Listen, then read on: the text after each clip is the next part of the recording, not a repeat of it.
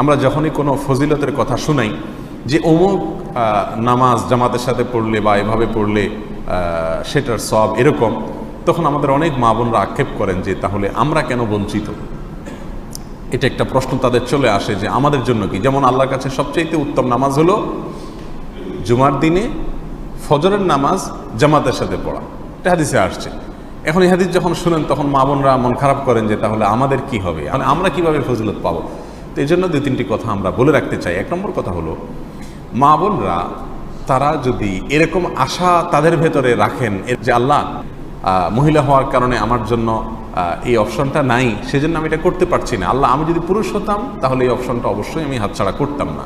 এরকম শখ, এরকম আগ্রহ যদি কোনো মেয়ে মানুষ তার ভেতরে রাখেন, তাহলে ইনশাআল্লাহ সেই আমলটির ফজিলত পুরুষ মানুষ করে যেটা পেয়েছেন তার আগ্রহের কারণে আল্লাহ সুবহানাহু ওয়া তাআলা তাকে সেটা দান করতে পারেন। এটা হলো একটি কথা। দ্বিতীয় কথা হলো, যালিকা ফাদলুল্লাহি ইউতিহি মান ইয়াশা, কিছু কিছু আল্লাহর অনুগ্রহ আল্লাহ তাআলা বিশেষ কিছু মানুষকে দেন, অন্যদেরকে দেন না। মেয়েদের জন্য কিছু ফজিলতের কথা আছে যেগুলো পুরুষদের জন্য প্রযোজ্য না।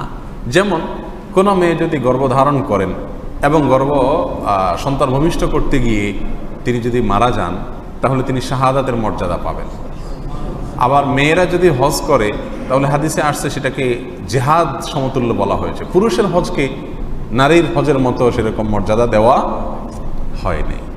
এখন পুরুষরা যদি বলে আমাদেরকে কেন এই মর্যাদা দেওয়া হয়নি, তাহলে তো হবে না। কিছু কিছু ক্ষেত্রে নারীদেরকেও বিশেষ কিছু ফজিলত এবং মর্যাদা দেওয়া হয়েছে, আবার কিছু কিছু ক্ষেত্রে পুরুষকেও দেওয়া হয়েছে। অতএব কোনো একটা বিশেষ খাতে পুরুষের কোনো আমলের ফজিলতের কথা শুনে আপনার আল্লাহর উপরে প্রশ্ন রাখা উচিত না যে আমাদেরকে কেন সুযোগ দেওয়া হয়নি। আপনার জন্য অনেক অপশন আছে। আল্লাহ তাআলা আপনার জন্য জান্নাতে যাওয়া সহজ করে দিয়েছেন। পুরুষ বেচারা জান্নাতে যাইতে হলে বহু ঘাট পার হয়ে তারপরে তাকে জান্নাতে যেতে হবে, কারণ পাই পাই করে যে কামাই করছে এ সবগুলোর হিসাব তাকে দিতে হবে। আপনার তো সে দান্দা নেই, আছে মেয়েদের এই হিসাব।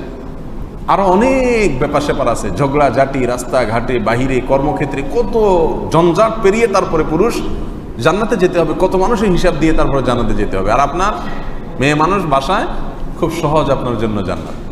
রাসূল আকরাম সাল্লাল্লাহু আলাইহি ওয়াসাল্লাম একাধিক হাদিসে মেয়েদের জান্নাতে সহজ হওয়ার বিষয়টি আলোচনা করেছেন। যদি কোনো মহিলা 5 ওয়াক্ত নামাজ পড়ে, সে যদি রমজান মাসে রোজা রাখে, সে যদি স্বামীর সম্পদের হেফাজত করে, সে যদি নিজের লজ্জাস্থানের হেফাজত করে, এই সংক্ষিপ্ত কিছু কাজ যদি সে করে, জান্নাতের যে কোনো দুয়ার দিয়ে সে দাখিল হতে পারবে। কিন্তু পুরুষ, তাকে উপার্জনের হিসাব দিতে হবে, নামাজের হিসাব দিতে হবে, পরিবারের হক আদায় করছে কিনা, মানে হিসাব দিতে দিতে দিতে কাহিল, তারপরে সে যাবে। অতএব তার জন্য আল্লাহ সুবহানাহু ওয়া তাআলা যদি সওয়াবের কিছু অপশন বেশি রাখেন, আল্লাহর প্রতি প্রশ্ন আরোপ করা এটা যুক্তিসঙ্গত হতে পারে না।